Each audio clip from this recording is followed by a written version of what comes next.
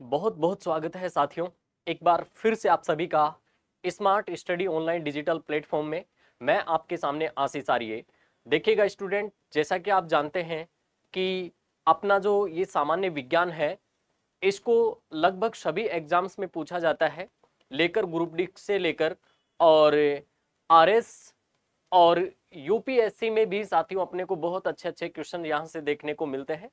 तो वो सभी विद्यार्थी जो इस प्रतियोगी एग्जाम्स की तैयारी कर रहे हैं, वो हमारे साथ में इस ऑनलाइन डिजिटल प्लेटफॉर्म के साथ में जरूर जुड़ जाएं और अपनी तैयारी को बहुत बेहतर ढंग से साथियों आप हमारे साथ में स्टार्ट कर सकते हैं। क्लियर है ना? तो देखिएगा, हमारा एक बहुत ही इंपॉर्टेंट टॉपिक आता है एग्जाम्स में, जिसे आप ओरिजिन ऑफ लाइफ यानी जीवन की उत्पत्ति कहेंगे। क्लियर? और इसको मैंने आपको करवा दिया है। क्लियर है ना?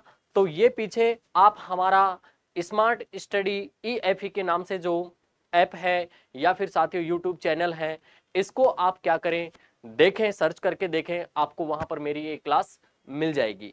क्लियर है ना? आज हम देखिएगा, जब जीवन की उत्पत्ति को पढ़ रहे थे, ओरिजिन ऑफ लाइफ को पढ़ रहे थे, तो साथियों आपने देखा था कि जीवन की उत्पत्ति जो मानी जाती है वो कुछ रासायनिक तत्वों से मानी जाती है। क्लियर? और आपने देखा था कि सबसे पहले वो जो कुछ रासायनिक तत्व थे जो गैसेज के रूप में थे, उनमें आपस में रिएक्शन हुई थी और रिएक्शन होने से सबसे पहले इनऑर्गेनिक सब्सटेंस बने थे, अकार्बनिक पदार्थ बने थे।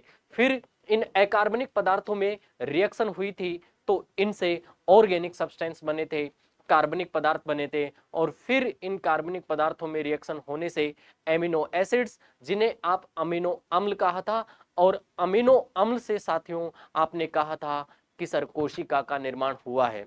किसका निर्माण हुआ है सर? कोशिका का निर्माण हुआ है। तो देखिएगा, ये कोशिका साथियों हमें नग्न रूप से दिखाई नहीं दी थी, नग्न आंखों से दिखाई नहीं दी थी, तो इसको देखने के लिए माइक्रोस्कोप का सहारा लिया गया था, जिसे आप सूक्ष्मदर्शी कहेंगे। क्लियर? तो देखिएगा मेरे प्यारे साथियों, आपने यहां पर देखा था कि जीवन की उत्पत्ति का जो सही क्रम है वो क्या है सर? अकार्बनिक, फिर अकार्बनिक से कार्बनिक, कार्बनिक से फिर अमीनो एसिड, और अमीनो एसिड से फिर जो निर्माण हुआ था वो किसका हुआ था? कोशिका का। तो ये कोशिका क्या है, ये बड़ा इंपॉर्टेंट टॉपिक है। निश्चित रूप से एग्जाम में यहां से 1 से 2 क्वेश्चन आपको रखे हुए मिलते हैं। क्लियर? तो देखिएगा इससे कैसे कैसे क्वेश्चंस हैं वो पूछे जाते हैं, वो कौन से क्वेश्चन हैं जो पहले एग्जाम में पूछ लिए गए हैं, और संभवतः कौन से ऐसे क्वेश्चन हैं संभावित जो कि आपको एग्जाम में पूछे जाने वाले हैं। तो इन 3 बिंदुओं को लेकर के अपन इस कोशिका टॉपिक को पढ़ेंगे और निश्चित रूप से आपको यहां से क्वेश्चन देखने को मिलेगा। तो प्यारे साथियों, आप आज की क्लास का जो मेन टाइटल है वो है कोशिका, जिसे आप कहेंगे सेल। क्या कहेंगे भाई आप? सेल कहेंगे। क्लियर है? लगाइएगा टॉपिक का नाम, जिसे आप कहेंगे कोशिका।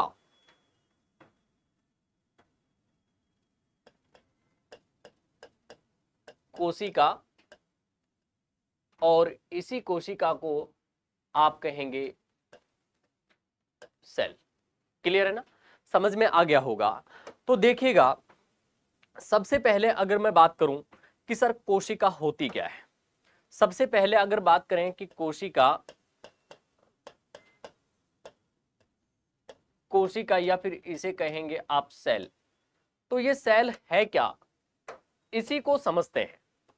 देखिएगा, आपने साथियों जो आपकी छोटी क्लासें हैं, जैसे कि 6th 8th है ना, 9th 10th आगे अपन बढ़े, तो धीरे धीरे अपन कक्षा 6 जो क्लास थी उसमें एक टॉपिक हुआ करता था सजीव और निर्जीव।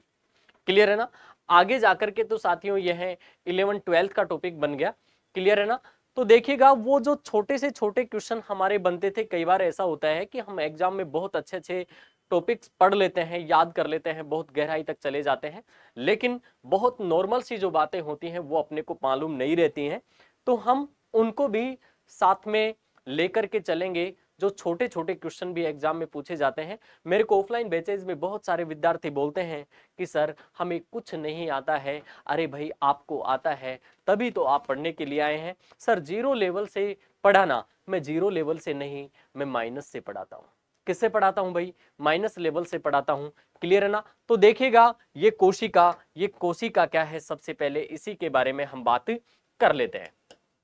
देखिएगा मित्रों, आप देखते हैं कि यह सजीवों की संरचनात्मक क्रियात्मक इकाई होती है। कोशिका सजीवों की सबसे छोटी संरचनात्मक और क्या है सर, क्रियात्मक इकाई है। इसको संरचनात्मक, स्ट्रक्चरल एंड क्रियात्मक, फंक्शनल क्यों कहा है, इसके बारे में हम छोटी सी बात कर लेते हैं। देखिएगा तो आप लिखेंगे कोशिका, या फिर कह सकते हैं यह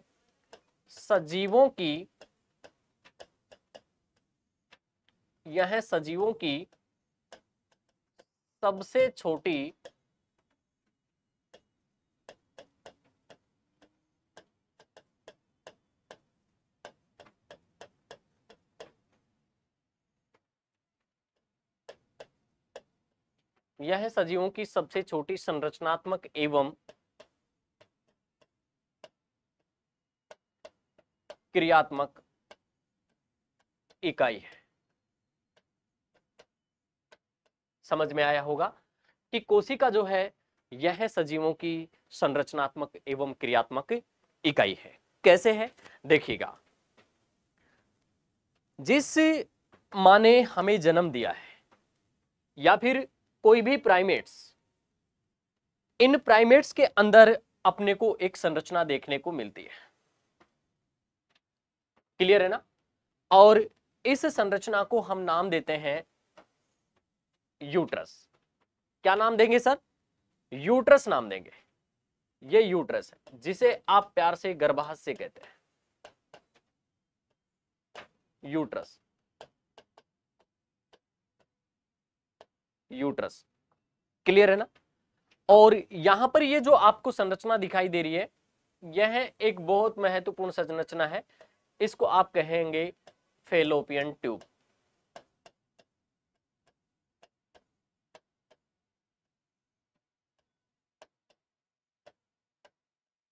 फेलोपियन ट्यूब। क्लियर है ना। तो देखिएगा यहां पर एक क्रिया होती है स्पर्मेटोजेनेसिस। स्पर्मेटोजेनेसिस और एक होती है oogenesis। स्पर्मेटोजेनेसिस और एक होता है oogenesis। तो देखिएगा यहां पर हकीकत में होता क्या है, इससे जो निर्माण होता है वो स्पर्म का निर्माण होता है। स्पर्म बोले तो शुक्राणु। और यहां पर जो oogenesis है, इस oogenesis से निर्माण होता है ओवम, जिसे आप कहेंगे अंडाणु। क्या कहेंगे, अंडाणु। फिर क्या होगा, इन दोनों में साथियों फर्टिलाइजेशन होगा। क्या होगा भाई, फर्टिलाइजेशन। और फर्टिलाइजेशन से ये जो एग बनेगा, ये एग, इसे आप कहेंगे जाइगोट। ये क्या होते हैं, ये सर गैमिट्स है। ये है ना, ये क्या होते हैं, गैमिट होते हैं। गैमिट बोले तो युग्मक। और ये युग्मक आपस में निषेचन करके साथियों किसका निर्माण करते हैं सर, जाइगोट का निर्माण करते हैं, युग्मनज का निर्माण करते हैं। फिर यह जो अंडा है, ये इस फेलोपियन ट्यूब की सहायता से माता के गर्भाशय में इम्प्लांटेड हो जाता है, अंतःरोपित हो जाता है। और साथियों इससे यहां से एक भाग होता है जिसे आप कहेंगे इस्थमस। क्या कहेंगे सर, इस्थमस भाग कहेंगे, इस्थमस। ये यहां से साथियों चिपक करके एक छोटे भ्रूण में, एक छोटे बच्चे में परिवर्तित हो जाता है। और यह जो संरचना है इसको आप कहेंगे प्लेसेंटा। क्या कहेंगे, प्लेसेंटा कहेंगे। तो देखिएगा एक महीन सी संरचना जो अपनी नग्न आंखों से हमें दिखाई भी नहीं देती है, ये सभी आपस में मिलकर के जो निर्माण कर लिया है, वो किसका निर्माण कर लिया है, मानव शरीर का निर्माण कर लिया है। और ठीक यह जो मानव शरीर है, ये जो बच्चा है, चिल्ड्रन है, जिसे आप एम्ब्रियो कहेंगे, क्लियर है ना, यह ठीक 270 दिन के बाद, ठीक 270 दिन के बाद यहां पर एक नई दुनिया में पैर रखता है, अर्थात इसका जन्म होता है। पाश्चुरेशन की क्रिया होती है, प्रसव की क्रिया होती है। प्रसव की क्रिया के दौरान होता क्या है, ये जो गर्भाशय होता है, इस गर्भाशय की मांसपेशियों में संकुचन होता है। गर्भाशय की मांसपेशियों में क्या होता है, संकुचन होता है, जिसके कारण यह गर्भाशय की जो मांसपेशियां होती हैं, इनमें संकुचन होता है, सिकुड़ जाती हैं और माता को पाश्चुरेशन पेन होता है, प्रसव पीड़ा होती है। प्रसव पीड़ा होने से क्या होता है कि यह जो बच्चा है, जो मां के पेट में पल रहा है, कभी हम भी ऐसे ही पले थे, तो यह अपनी स्थिति को घुमाता है, अपनी स्थिति को चेंज करता है और इसका ये जो गर्दन वाला भाग होता है, ये वेजाइना के मुख पर आ जाता है। क्लियर। इसके बाद में यह बच्चा जन्म ले लेता है। और ऐसा क्यों होता है, यह हमारी जो पीयूष ग्रंथि है, इस पीयूष ग्रंथि द्वारा एक हार्मोन स्रावित होता है, जिसे हम कहेंगे ऑक्सीटोसिन। कौन सा हार्मोन, ऑक्सीटोसिन हार्मोन। ये ऑक्सीटोसिन हार्मोन जो है, इसे जनन हार्मोन के नाम से भी जाना जाता है, क्योंकि यह शिशु के जन्म लेने में क्या करेगा, सहायता। इसके बाद में साथियों, यहीं पर एक हार्मोन और है जो पीयूष ग्रंथि द्वारा ही स्रावित होता है, सीक्रेट होता है, और यह होता है रिलैक्सिन, जो क्या करता है, वापस से गर्भाशय की मांसपेशियों को अपनी सामान्य स्थिति में लेकर आता है। तो आपको बड़ा अच्छा लगा होगा कि एक वो महीन संरचना, जिसे आप कोशिका कह रहे हैं, जो हमारी नग्न आंखों से दिखाई नहीं दे रही है, उससे किसका निर्माण हो गया है, मानव शरीर का निर्माण हो गया है। क्लियर है ना। तो भाई यहां से एक छोटा सा बिंदु निकल करके आ जाता है। ये क्या निकल करके आता है, देखिएगा, ये छोटा सा बिंदु है कि कोशिका जो है, देखिएगा, कोशिका, कोशिका से बनते हैं उत्तक, अर्थात सेल जो है, ग्रुप ऑफ सेल क्या कहलाएंगे, टिश्यूज कहलाएंगे। ग्रुप ऑफ सेल क्या है, टिश्यूज। उत्तक है ना, ये आपस में मिलकर के सर क्या बनाएंगे, अंग बनाएंगे। अंग बोले तो ऑर्गन। क्लियर। ये अंग है ना, ये आपस में मिलकर के किसका निर्माण करेंगे, अंग तंत्र का निर्माण करेंगे। अंग तंत्र बोले तो ऑर्गन सिस्टम।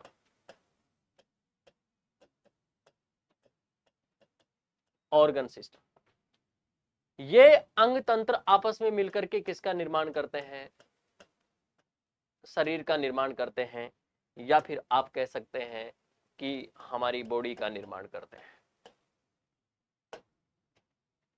किसका निर्माण करते हैं, हमारी बॉडी का निर्माण करते हैं। इसीलिए जो कोशिका है, इसको, किसको भाई, कोशिका को संरचनात्मक एवं क्रियात्मक इकाई कहा गया है। कोशिका को संरचनात्मक एवं क्रियात्मक इकाई कहा गया है। क्लियर है ना। अब छोटी सी बात आती है कि कोशिका का अध्ययन क्या कहलाता है, स्टडी ऑफ सेल क्या कहलाता है। तो आप लिखेंगे कोशिका का अध्ययन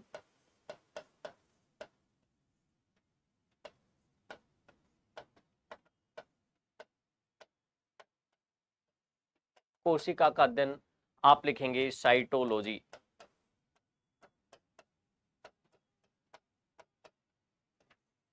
स्टडी ऑफ सेल।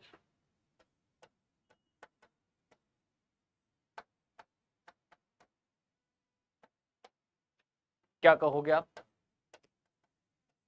साइटोलॉजी। कोशिका का अध्ययन क्या कहलाएगा, सर साइटोलॉजी कहलाएगा। अब बात ये आती है कि सर साइटोलॉजी है ना, इसके जनक कौन है। तो आप लिख सकते हैं फादर ऑफ साइटोलॉजी।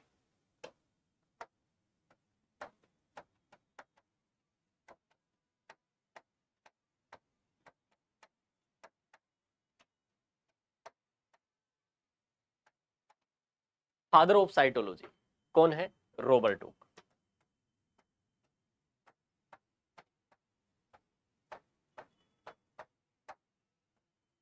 इसको यहां पर स्टार मार्क जरूर लगा ले, ये क्वेश्चन बनता है। ये क्या बनता है भाई, क्वेश्चन बनता है कि साइटोलॉजी के जो जनक हैं वो कौन है सर? रॉबर्ट हुक है। क्लियर है ना? या फिर आपसे कहेगा कोशिका विज्ञान के जनक कौन है, तो कौन है? रॉबर्ट हुक है। क्लियर है ना? एक क्वेश्चन और बनता है यहां पर, कोशिका की खोज, या फिर इससे पहले आप ऐड कर सकते हैं कि आधुनिक साइटोलॉजी के जनक।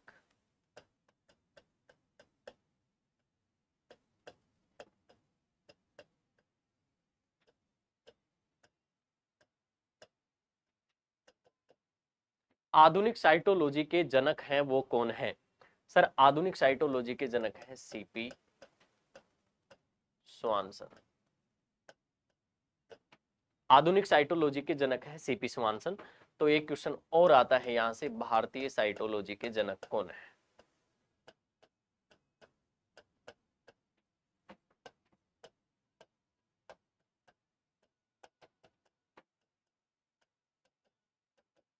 Doctor AK Sharma. ये भारतीय साइटोलॉजी के क्या है? जनक है। क्लियर है ना? इनको भाई अपने को बहुत अच्छे से याद रखना है, एग्जाम में यहां से क्वेश्चन पूछे जाते हैं। एग्जाम में यहां से क्या क्वेश्चन पूछे जाते हैं? क्लियर है ना? देखिएगा, इसके बाद में बात आती है कि कोशिका की खोज किसने की है। क्लियर है ना? तो एक छोटा सा बिंदु आप लिखेंगे, कोशिका की खोज।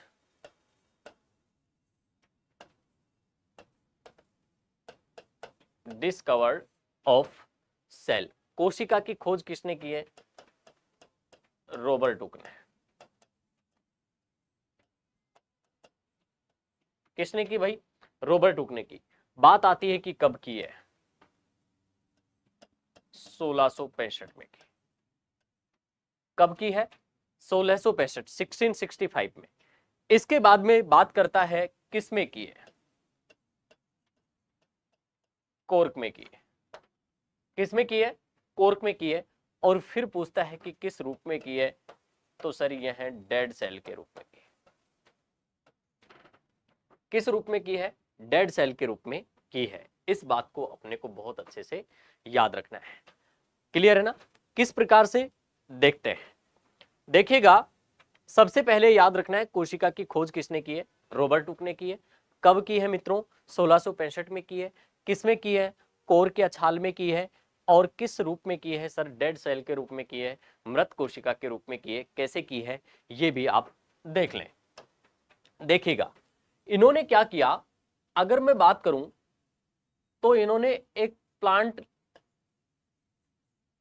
लिया था। एक क्या लिया? प्लांट।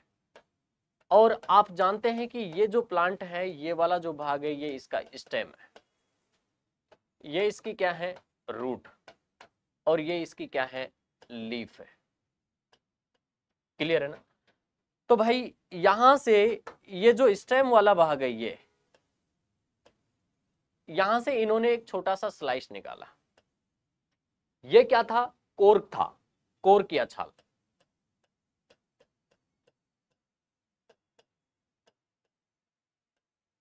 कोर्क या क्या था भाई?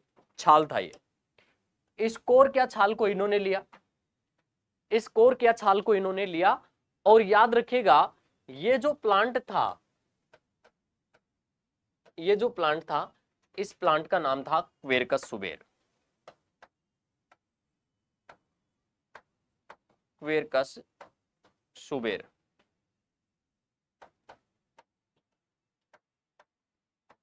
इस प्लांट का नाम था क्वेरकस सुबेर। क्लियर है ना? फिर क्या किया, ये जो स्लाइस है, इन्होंने इसको माइक्रोस्कोप से देखा। माइक्रोस्कोप से देखा तो यह संरचना, ये जो थी, एक मधुमक्खी के छत्ते के समान दिखाई दी। यह जो संरचना थी, किसके समान दिखाई दी? एक मधुमक्खी के छत्ते के समान दिखाई दी, कुछ इस प्रकार से, जिसमें बहुत सारे कोटर ही कोटर मौजूद थे। ऐसे जैसे कि एक मधुमक्खी के छत्ते में बहुत सारे कोटर दिखाई देते हैं, कुछ इस प्रकार से। क्लियर है ना? ये एक छत्ता था, क्लियर है ना। फिर क्या हुआ, ये जो छत्ता था, ये जो आपको होल दिखाई दे रहे हैं, इन होल को इन्होंने कहा सेलुला, और माना गया है कि सेलुला जो शब्द है इसी से किसकी उत्पत्ति हुई है, शैल शब्द की उत्पत्ति हुई है। सेलुला से ही किसकी उत्पत्ति हुई है, शैल शब्द की उत्पत्ति हुई है। समझ में आ गया होगा। और यह संरचना जो थी, इसको और भी अच्छे से देखा, इसको मृत क्यों कहा, तो इसको भाई थोड़ा सा और अच्छे से देखा तो यह कुछ इस प्रकार से दिखाई दे रही थी।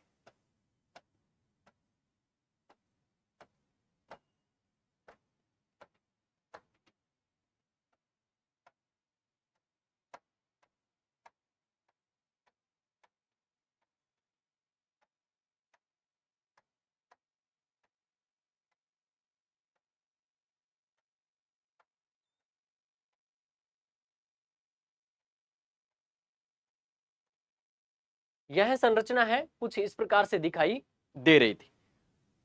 तो देखिएगा, इसका ये जो बाहर का आवरण है, ये जैसा आप देख पा रहे हैं, इसके चारों ओर इसको कुछ इस प्रकार की संरचना दिखाई दे रही थी।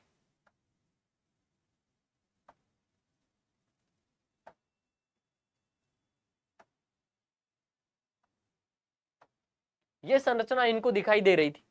क्लियर है। और इसको नाम दे दिया था इन्होंने सेल वॉल। सेल वॉल बोले तो कोशिका भित्ति। क्लियर है ना।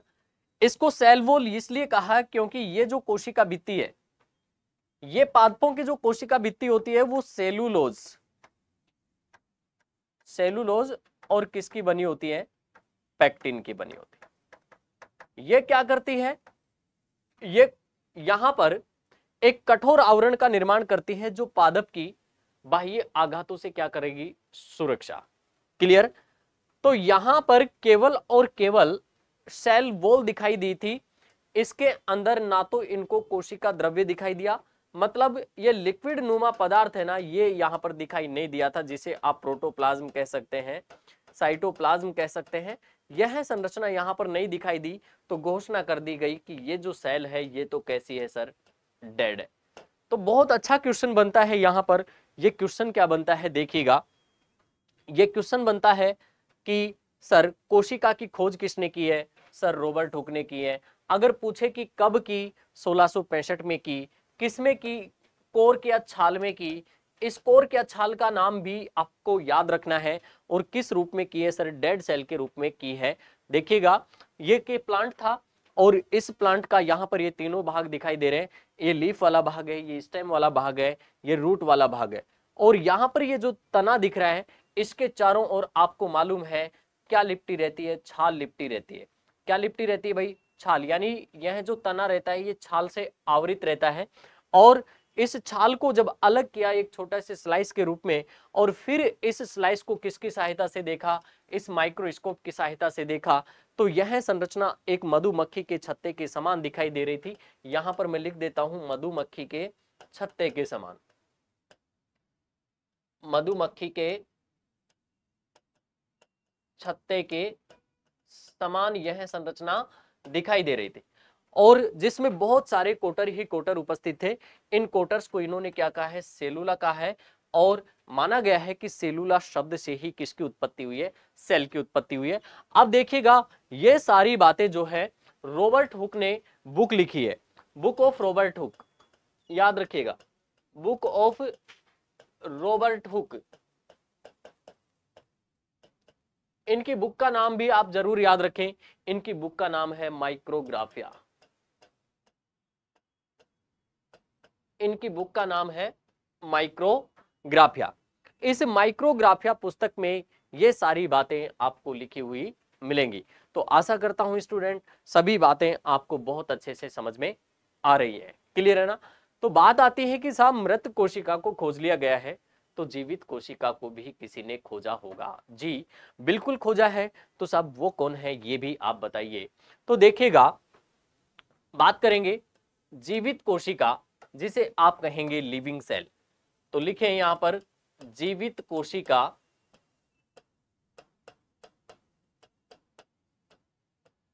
जीवित कोशिका या आप कहेंगे लिविंग सेल।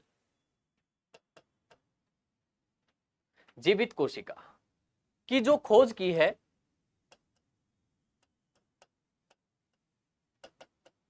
वो कब भाई? 1674।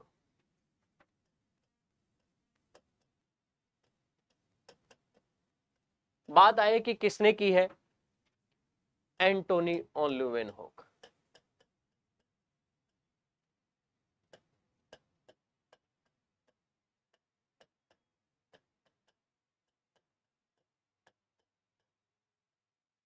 एंटोनी ऑन ल्यूवेनहोक ने किस में की है?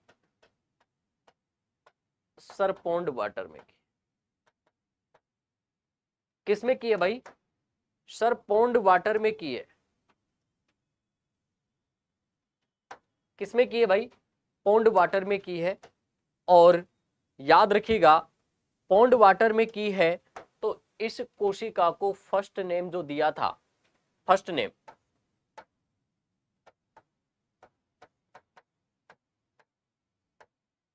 नेम दिया था, वो क्या दिया था? एनिमलक्यूल।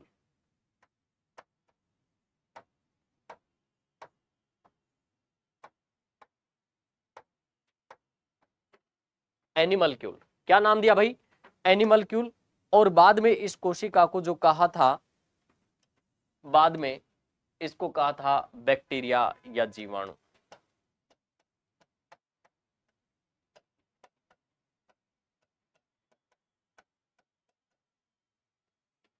जीवाणु या बैक्टीरिया। तो बात आती है कि बैक्टीरिया की खोज का श्रेय किसे जाता है? जीवाणु की खोज। जीवाणु की खोज। जीवाणु की खोज का श्रेय भी जो जाता है, जीवाणु की खोज का श्रेय वो किसको जाता है? सर एंटोनियो ऑन ल्यूवेनहोक को जाता है। किसको जाता है? एंटोनियो ऑन ल्यूवेनहोक को जाता है। क्लियर है ना? याद रखिएगा। अब एक छोटा सा क्वेश्चन यहां से और बनता है। ये क्वेश्चन क्या है देखिएगा। वो ये कहता है कि जीवाणु का अध्ययन विज्ञान की कौन सी ब्रांच में किया जाता है? क्लियर है ना? तो आप कह सकते हैं जीवाणु का अध्ययन स्टडी ऑफ बैक्टीरिया।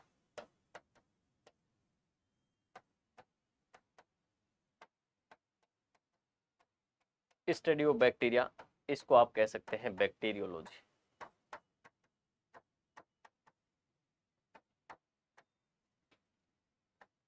फिर एक क्वेश्चन आ जाता है छोटा सा, फादर ऑफ बैक्टीरियोलॉजी।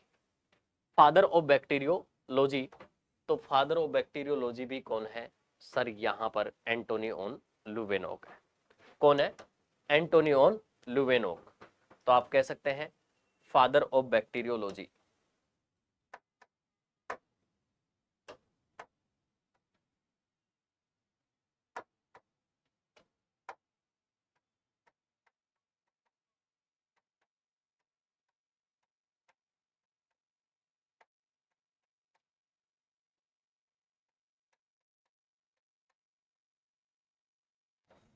कौन है?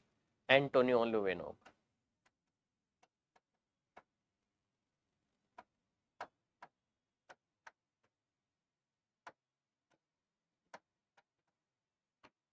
Antonie van Leeuwenhoek. क्लियर है ना? ये सभी बातें अपने को बहुत अच्छे से याद रखनी है, एग्जाम में पूछी जाती है। क्लियर है ना? जीवित कोशिका की खोज कब भाई? सर 1674 में। किसने की है? सर एंटोनी ऑन ल्यूवेनहोक ने की है। किस में की है? पॉन्ड वाटर में की है।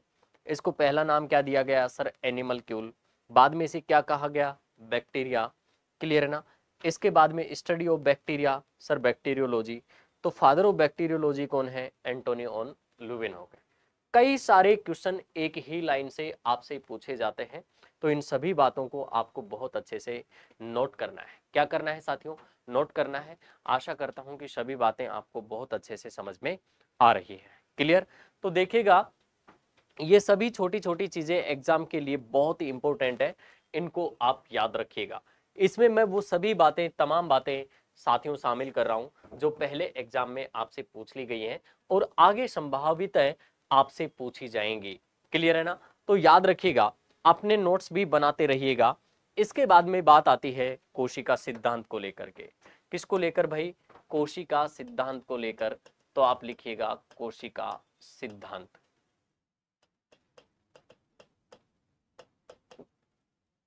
कोशिका सिद्धांत, कोशिका सिद्धांत को कहोगे सेल थ्योरी। कोशिका सिद्धांत को क्या कहोगे आप? सेल थ्योरी कहोगे। देखिएगा अच्छा क्वेश्चन बनता है इससे भी भाई, याद रखिएगा। पहली बात तो ये आती है कि सर कोशिका सिद्धांत है क्या? कोशिका सिद्धांत दिया किसने है? क्लियर है ना? तो आप लिखेंगे यह सिद्धांत दिया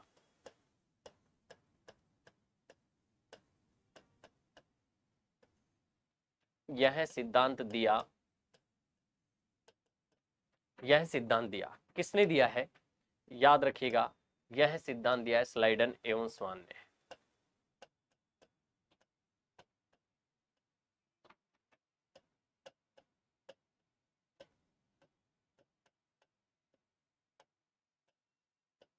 यह सिद्धांत जो दिया है ये किसने दिया है? सर स्लाइडन एवं स्वान ने दिया है। किसने दिया है भाई? सर स्लाइडन एवं स्वान ने दिया है। क्लियर? समझ में आया कि नहीं आया? दूसरी बात यहां पर, यह सिद्धांत है ना, ये क्या कहता है? यह कहता है कि सभी सजीवों का शरीर, सभी सजीवों का शरीर कोशिकाओं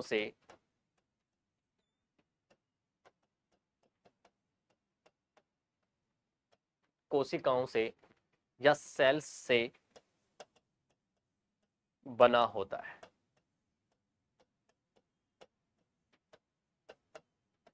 सभी सजीवों का शरीर किससे बना होता है? सर कोशिकाओं से बना होता है। अगली बात याद रखिएगा, इन कोशिकाओं में, इन सेल्स में, इन कोशिकाओं में विदलन कहे तो क्लीवेज और विभाजन डिवीजन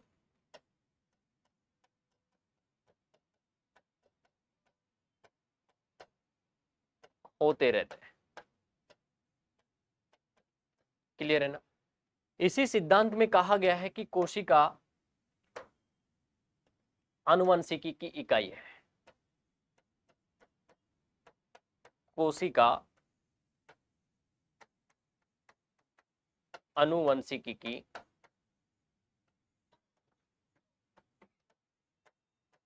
इकाई है। क्लियर है ना?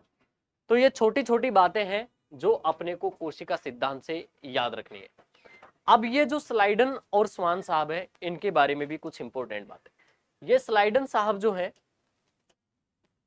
ये प्लांट सेल के बारे में बात करते हैं। किसके बारे में? प्लांट सेल के बारे में। और स्वान जो है ये बात करते हैं एनिमल सेल के बारे में। किसके बारे में बात करते हैं? एनिमल सेल के बारे में बात करते हैं। थोड़ा सा साथियों, अब अपन जो यानी जो 12th लेवल तक के जो एग्जाम्स होते हैं, क्लियर है ना, जो ग्रेजुएशन लेवल के एग्जाम होते हैं, थोड़ा सा आगे चल रहे हैं ताकि अपने को जो मॉडरेट लेवल के जो आने वाले क्वेश्चन है वो भी अपने को बड़ी आसानी के साथ में एग्जाम पेपर में लिखे हुए मिल जाए। क्लियर है ना? आशा करता हूं सभी बातें आपको समझ में आ रही हैं। चलिएगा, इसके बाद में याद रखिएगा कोशिका सिद्धांत का जो समर्थन किया है वो किसने किया है? रुडोल्फ विर्चो ने किया है कि सभी सजीवों का जो शरीर है वो किससे मिलकर बना होता है? कोशिकाओं से मिलकर बना होता है। तो आप लिख सकते हैं रुडोल्फ विर्चो सेकंड नंबर पे।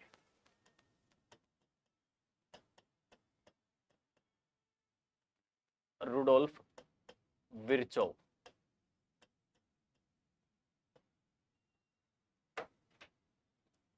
Rudolf Virchow. क्लियर है? देखिएगा रुडोल्फ विर्चो, पहली लाइन आप ऐड करेंगे, इन्होंने कोशिका सिद्धांत का समर्थन किया है, यह लिख सकते हैं। इन्होंने साथियों जो आपका आरएएस मेन एग्जाम होता है या फिर यूपीएससी का साथियों आप जो रिटर्न एग्जाम है मेन जो आरपीएससी जो आरएएस है क्लियर है ना इसका जो रिटर्न एग्जाम होता है उसमें दे दिया जैसे कि रुडोल्फ विर्चो है ना इसके कथन को आप 50 शब्दों में लिखिएगा 50 शब्दों में लिखिएगा। तो सबसे पहली बात इन्होंने साथियों याद रखिएगा कोशिका सिद्धांत का समर्थन किया है। इन्होंने कोशिका सिद्धांत का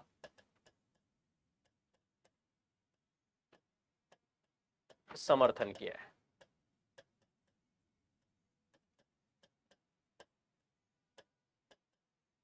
इन्होंने कोशिका सिद्धांत का क्या किया है समर्थन किया है। तो समर्थन किया है तो कहा क्या है इन्होंने कहा है क्या कहा है ध्यान से सुनिएगा। इन्होंने कहा कि सभी सजीवों का शरीर साथियों सभी सजीवों का जो शरीर है वह नई कोशिकाओं से मिलकर के बना होता है। पुरानी कोशिकाओं में जब विभाजन होता है तो नई कोशिकाओं का निर्माण होता है। अर्थात यहां पर यह एक कथन लिखते हैं। एक क्या लिखते हैं सर कथन लिखते हैं या स्टेटमेंट देते हैं। स्टेटमेंट इनका स्टेटमेंट क्या है याद रखिएगा। इनका स्टेटमेंट है ओमनिस सेलुला ई सेलुला। क्या है भाई ओमनिस सेलुला ई सेलुला। इनका स्टेटमेंट जरूर याद रखना है अपने को एग्जाम में पूछा जाता है। ओमनिस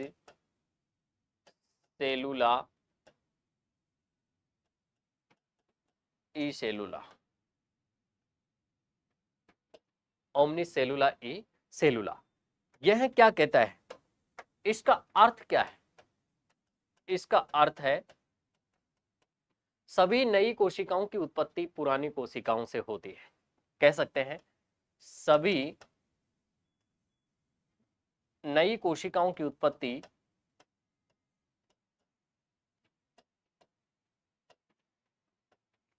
की उत्पत्ति या ओरिजिन पुरानी कोशिकाओं से होती है।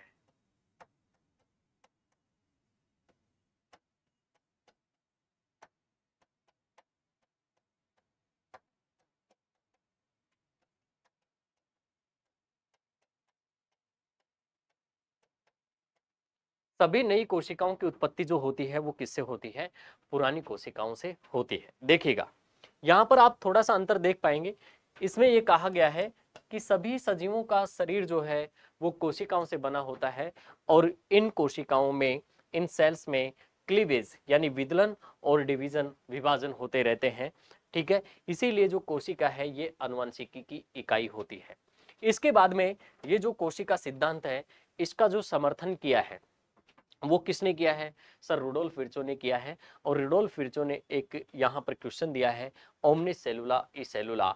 इसका अर्थ क्या है कि सभी जो नई सेल होती हैं इनकी उत्पत्ति किससे होती है पुरानी कोशिकाओं से होती है। किससे होती है भाई पुरानी कोशिकाओं से होती है। इसके बाद में एक वैज्ञानिक और आते हैं जिनका नाम है कार्नेगिली। क्या नाम है साथियों कार्नेगिली। इसको भी नोट करिएगा MTR लगाइएगा कार्नेगिली कार्नेगिली क्लियर है ना। देखिएगा इनका एक कथन है। इन्होंने जो कथन दिया है वो क्या दिया है कथन स्टेटमेंट। इन्होंने कहा है कि सभी नई कोशिकाओं की उत्पत्ति पुरानी कोशिकाओं के विभाजन से होती है। याद रखिएगा सभी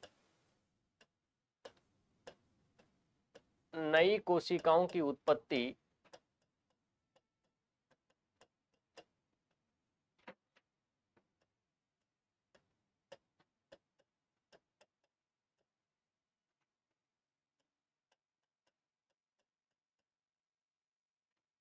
पुरानी कोशिकाओं के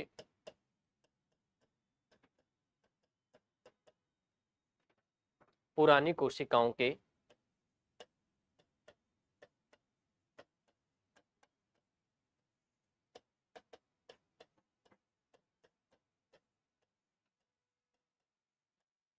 सभी नई कोशिकाओं की उत्पत्ति पुरानी कोशिकाओं के विभाजन से होती है। क्लियर है ना? ये तीनों ही कथन बड़े इंपॉर्टेंट है। क्लियर है? और इनसे एग्जाम में साथियों क्वेश्चन आता है। क्वेश्चन किस प्रकार से आता है देखिएगा। क्वेश्चन कुछ इस प्रकार से आता है, यहां पर आप नोट कर सकते हैं क्वेश्चन। ये क्वेश्चन क्या है? ये है, क्या सभी न्यू सेल की उत्पत्ति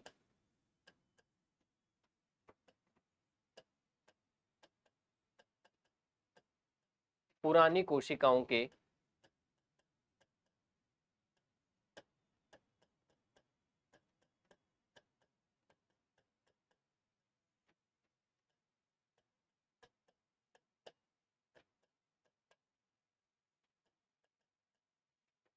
पुरानी कोशिकाओं के विभाजन से होती है? यह कथन दिया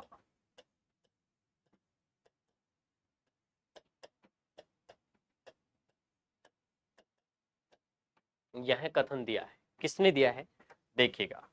यह कथन दिया है, यहां पर ऑप्शन अपने को मिलेंगे। जैसे कि सबसे पहले कहा कार्लिनियस,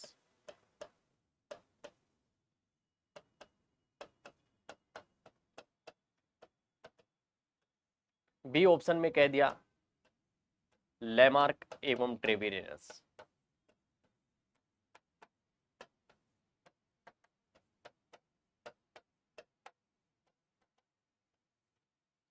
सी ऑप्शन में कह दिया रुडोल्फ विर्चो,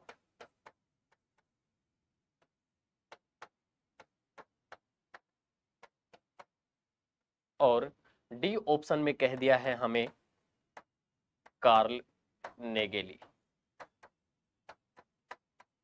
तो अभी आप पीछे पढ़ कर के आए हैं कि नई कोशिकाओं की उत्पत्ति पुरानी कोशिकाओं के विभाजन से होती है। तो यहां पर क्या कह रहा है? सभी न्यू सेल की उत्पत्ति पुरानी कोशिकाओं के विभाजन से होती है। तो यह कथन जो दिया है वो किसने दिया है सर? यहां पर कार्ल नेगेली ने दिया है। तो इस क्वेश्चन का जो सही साथियों आंसर होगा वो क्या होगा? D option. इनका